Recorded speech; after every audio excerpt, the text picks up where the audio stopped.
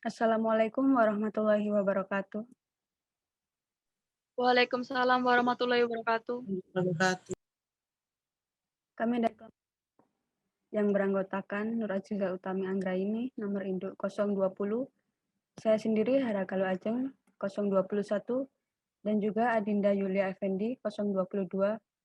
Video ini guna melengkapi tugas dari mata kuliah Kewarganegaraan kelas PBI A1 semester 2 Universitas Muhammadiyah Sidoarjo. Baik, mari kita mulai. Pengertian konstitusi. Dalam praktek ketatanegaraan, pengertian konstitusi pada umumnya memiliki dua arti. Pertama, konstitusi mempunyai arti yang lebih luas daripada undang-undang dasar. Konstitusi meliputi undang-undang dasar atau konstitusi tertulis dan konvensi atau konstitusi tidak tertulis. Dengan demikian dapat dikatakan undang-undang dasar termasuk ke dalam bagian konstitusi. Kedua, konstitusi memiliki arti yang sama dengan undang-undang dasar. Pengertian yang kedua ini pernah diberlakukan dalam praktek ketatanegaraan Republik Indonesia dengan disebutnya Undang-Undang Dasar Republik Indonesia Serikat tahun 1945 dengan istilah Konstitusi Republik Indonesia Serikat 1949. Mahasiswa perlu memahami konstitusi negara dengan baik. Pasalnya, mereka nantinya akan menjadi pemimpin bangsa di masa mendatang.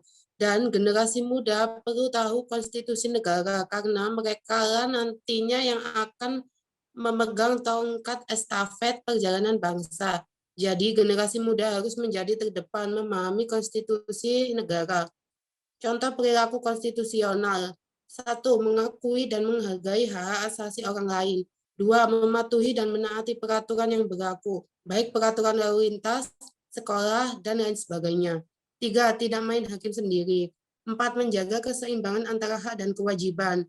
5. Adanya keterbukaan dan etika dalam menghadapi suatu permasalahan. 6. Mengembangkan sikap sadar dan rasional. 7. Menjalin persatuan dan kesatuan melalui berbagai kegiatan. 8. Pelaksanaan pemilihan umum secara transparan, jujur, adil, dan bebas, serta sesuai dengan peraturan yang berlaku.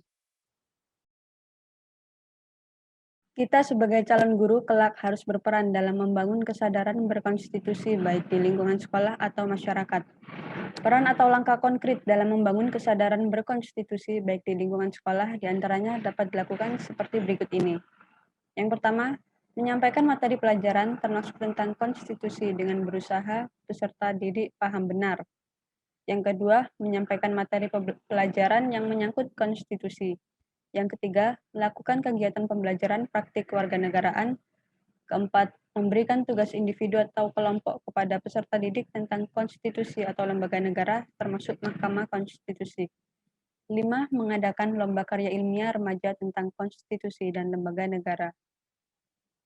Ada juga perilaku inkonstitusional yang perlu dihindari dalam kehidupan berbangsa dan bernegara, di antaranya seperti yang pertama, melanggar apa yang menjadi isi konstitusi atau melanggar aturan dan norma yang telah diterapkan di dalam konstitusi. Yang kedua, menyalahgunakan konstitusi untuk kepentingan pribadi atau kelompok ataupun untuk memperkaya diri sendiri, seperti korupsi. Materi yang kedua yaitu kebebasan pers dalam negara. Indonesia merupakan salah satu negara yang menganut sistem demokrasi. Sistem demokrasi identik dengan kebebasan untuk menyuarakan pendapat, termasuk kebebasan bagi pihak pers. Kebebasan pers bukan berarti pers bisa semena-mena dalam hal penyampaian informasi, tetapi kebebasan pers lebih mengarah pada kebebasan pers yang disertai dengan tanggung jawab sosial. Oleh sebab itu, pers harus bertanggung jawab terhadap publik terkait pemberitaan yang telah dikeluarkan. Selain itu, pers yang bebas adalah pers yang tidak melanggar ketentuan hak asasi manusia. Sebagai penganut sistem demokrasi, sudah menjadi kewajiban Indonesia untuk menegakkan kebebasan pers.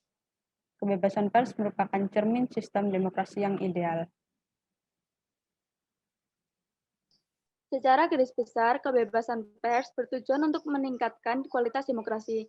Dengan adanya kebebasan pers, Pers dimungkinkan untuk menyampaikan beragam informasi sehingga memperkuat dan mendukung masyarakat untuk berperan di dalam demokrasi.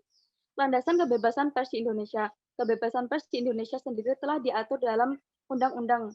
Ada 2 undang-undang yang mengatur kebebasan pers, yaitu 1. Undang-Undang Republik Indonesia Nomor 40 Tahun 1999 tentang pers.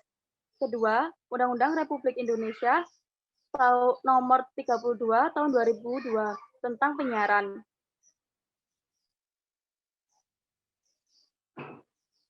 Pasal 4 ayat 1 dan 2 dalam Undang-Undang Republik Indonesia Nomor 40 Tahun 1999 tentang pers menjelaskan bahwa kemerdekaan pers dijamin sebagai hak asasi warga negara dan pers nasional tidak dikenakan penyensoran, pemberedelan, atau pelanggaran penyiaran. Dari penjelasan tersebut, dapat diketahui bahwa kebebasan pers merupakan hak asasi warga negara. Artinya, tidak ada yang boleh menghalangi kegiatan pers, meskipun itu pemerintah. Meskipun begitu, kebebasan pers bukanlah tanpa batas. Kebebasan pers tetap dibatasi agar tidak melanggar ketentuan hak asasi manusia. Kebebasan pers di Indonesia harus dilaksanakan sesuai dengan etika jurnalisme.